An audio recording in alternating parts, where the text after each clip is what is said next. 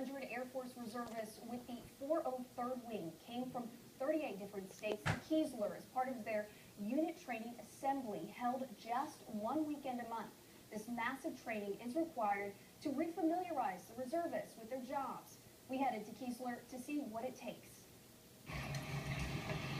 You doing all right? Yeah. It's Unit Training Assembly, or UTA, for the 403rd Wing Command at Keesler Air Force Base.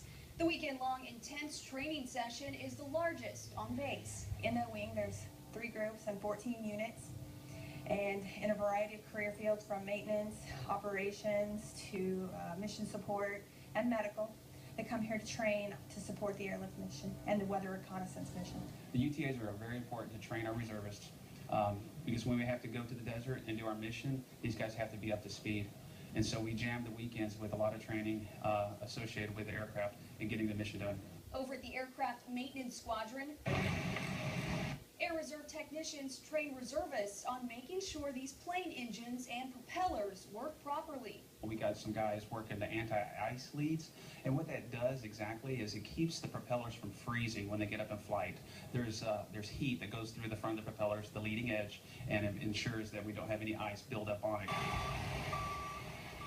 At the 41st Aerial Port Squadron, cargo training happens outside.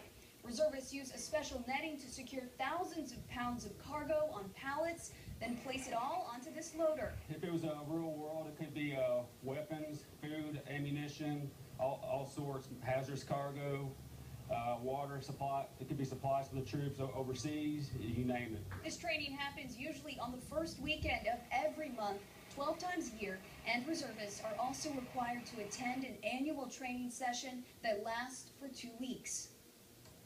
Now, training usually begins at 7 a.m. and ends at around 4 p.m. and includes physical training as well. All these reservists need a place to stay each month. Officials say $50,000 to $70,000 is spent each month on coast hotels and motels near the Air Force Base.